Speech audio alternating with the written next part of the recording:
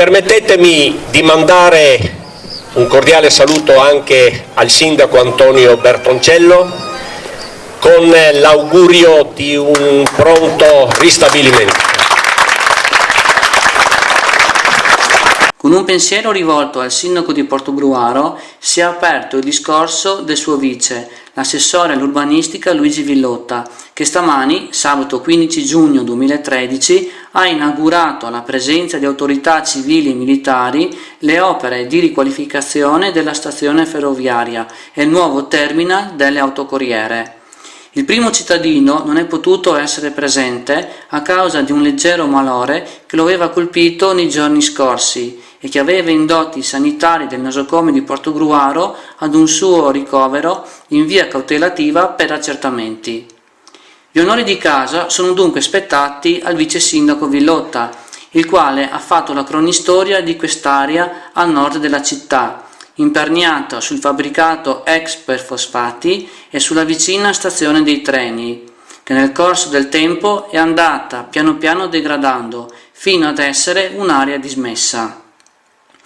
Ma oggi i 10 milioni di euro qui investiti dal comune di Portogruaro, ma soprattutto dalla regione Veneto, attraverso l'interessamento dell'assessore regionale alle infrastrutture Renato Chisso, hanno cambiato radicalmente in meglio l'aspetto di quest'area, che da stamani ospita anche la stazione delle autocorriere, la cui sede storica si trovava in Piazza Castello. Per sapere quale destinazione d'uso avranno gli edifici dell'ex biglietteria ATVO di proprietà del comune, ho chiesto lumi al vice sindaco Villotta, che sulla questione non si è voluto sbottonare, nonostante il caldo soffocante della mattinata. Una domanda, la vecchia biglietteria delle autocorriere, quale finalità avrà adesso? Non si sa, dovremmo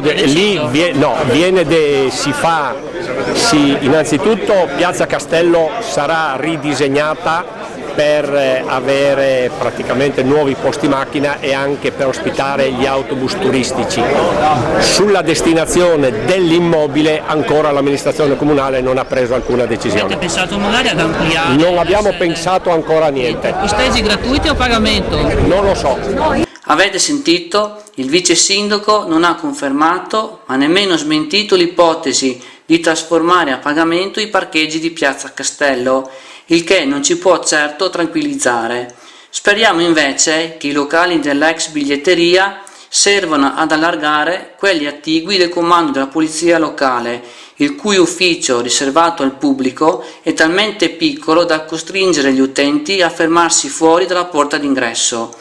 Una situazione inaccettabile per un comune capoluogo che aspira a diventare la sede del distretto della polizia locale mandamentale. La nuova viabilità realizzata attorno alla stazione presenta un punto particolarmente critico. Mi riferisco all'incrocio che conduce al parcheggio posto di fronte al terminal delle corriere. Ebbene, nonostante la segnaletica inequivocabile, molti automobilisti svoltano a sinistra per entrare od uscire da questo parcheggio. Ecco alcuni esempi che sono riuscito a documentare in meno di 15 minuti.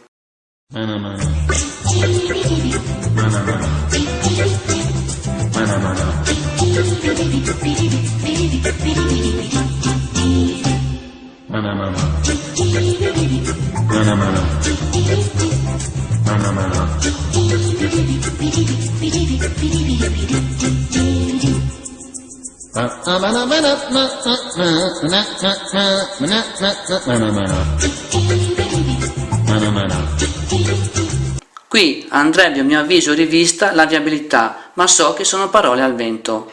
Nel suo intervento Villotta ha auspicato che l'area adiacente alla stazione ferroviaria possa diventare ancora più funzionale con il completamento della bonifica e con il possibile recupero del parco archeologico, contenente al suo interno l'edificio dell'ex Perfosfatti.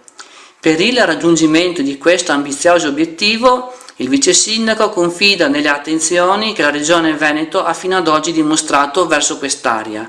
Così facendo avrebbe completato il sogno di trasformare la città di Portogruaro nella porta orientale del Veneto. faranno sicuramente piacere ai friulanisti del portogruarese le parole conclusive del vice sindaco quando ha affrontato la questione delle aree di confine. Vogliamo, come Venezia orientale, giocare un ruolo importante e significativo perché vogliamo giocare tutte le nostre carte. Dove?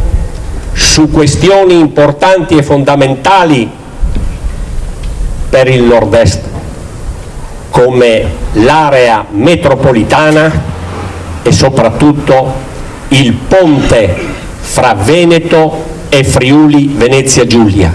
Il Veneto orientale non può rimanere estraneo a questi processi che sono fondamentali per il futuro delle nostre comunità. È stata poi la volta del presidente della provincia di Venezia, Francesca Zaccariotto, sempre elegante e in ottima forma, nonostante la sconfitta elettorale subita alle ultime elezioni amministrative nella sua città, San Donà di Piave, che ha visto la compagine del centrodestra passare all'opposizione. Zaccariotto si è complimentata per le opere portate a termine, frutto di un lavoro di sinergia e di squadra. Esse danno un valore aggiunto non solo alla città di Portogruaro ma a tutto il territorio.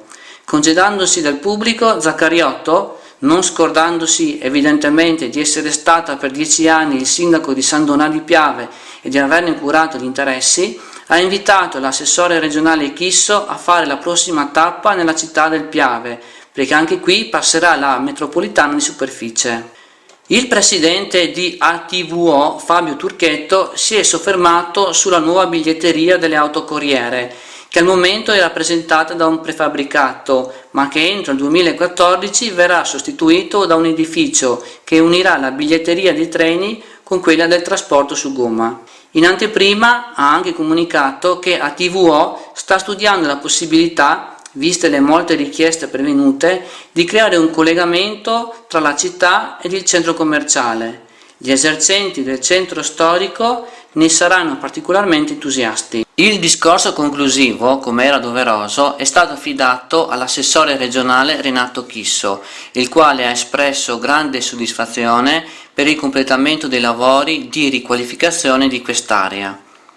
Oggi i cittadini possono vedere realizzato concretamente il progetto di intermobilità tra gomma e ferro.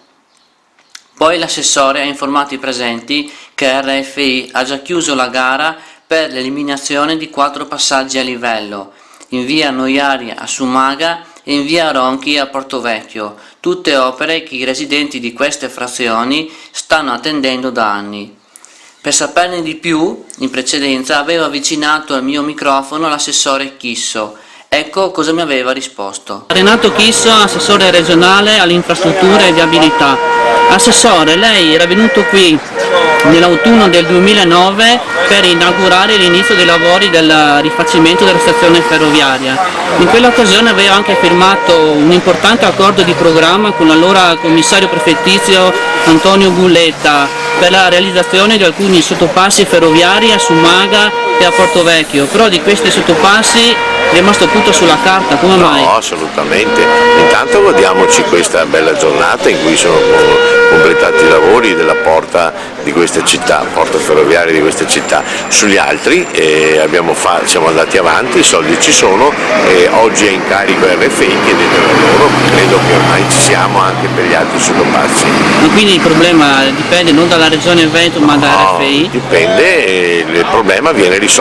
Quando ci sono i problemi sono per essere risolti, non per essere scavalcati dei problemi. I problemi ci sono stati, ci sono e stanno per essere risolti. E quindi i lavori quando avranno inizio? Credo per l'inizio del prossimo anno. Perché lei lo sa che da quando avrà inizio l'SFMR, cioè i treni a cadenza ogni 20 minuti sul mare di Portogruaro il casello rimarrà praticamente sempre chiuso, isolando una borgata di cittadini? Sì, ma siccome che il problema c'è, lo stiamo risolvendo, quindi non, voglio solo dare messaggi positivi, ok? No, scusi, l'ultima domanda, per l'incrocio di Levada, di Concordia Sagittaria, tra la tangenziale Mattei e la strada statale 14, lei aveva preso un impegno di trovare delle risorse per sistemarlo, però le cose anche lì sono rimaste tale e quali? Guardi, per quanto riguarda, mentre sugli altri sottopassi le risorse ci sono solo problemi di, come dire, di progettazione, sull'altro sto ancora cercando le risorse e non ci sono ancora, i tempi sono diversi. Grazie. E quando pensa? Entro il 2015, per le elezioni regionali prossime? Guardi, io non so se ci siano, non mi interessano le elezioni regionali, mi interessa il rapporto con i cittadini, avevamo promesso e le rispetteremo. Lei si candiderà alle prossime regionali? Non lo so dire. Non sa ancora dirmi? Spero proprio di sì. Salve. Grazie. Le autorità civili si sono poi spostate dal palchetto allestito nello spiazzo antistante l'ex Perfosfati alla nuova stazione delle Corriere, dove è avvenuto il taglio del nastro. Prima però è stato eseguito l'inno d'Italia dagli allievi della Fondazione Santa Cecilia, a cui ha fatto seguito la benedizione da parte di Don Elvio Morsanutto. Prestate attenzione nel video a chi canta l'inno di Mameli e a chi recita il Padre Nostro.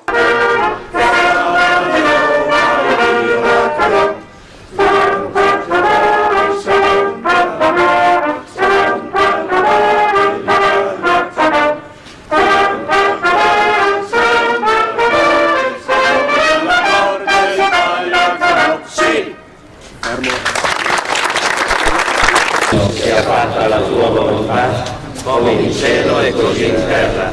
Dacci oggi il nostro pane quotidiano, rimetti a noi i nostri debiti, come noi li rimettiamo ai nostri debitori, e non ci indurre in tentazione, ma liberaci dal male.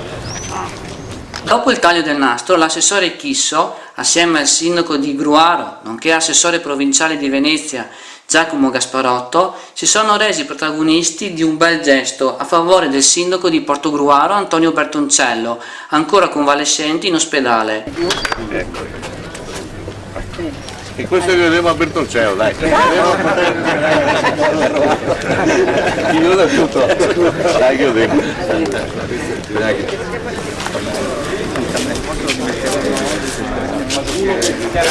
una tagliata qua, stavo di là.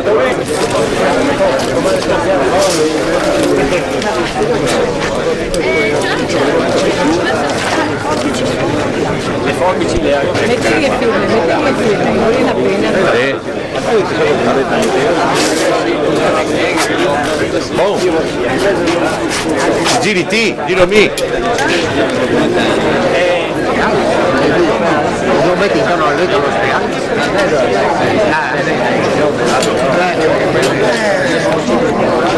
Consigliere Rambuschi, porta lei il tricolore al sindaco? Sicuramente. Bene. Come vuole l'assessore Chisso, noi lo metteremo al suo letto di degenza. Pura a farlo su. Io a ti Piero. Sì, sì. Ormai sono delegato all'assessore Chisso, quindi oggi pomeriggio io sarò presente alla No, consegna. adesso ti va a portare. No, adesso vado bene, dopo.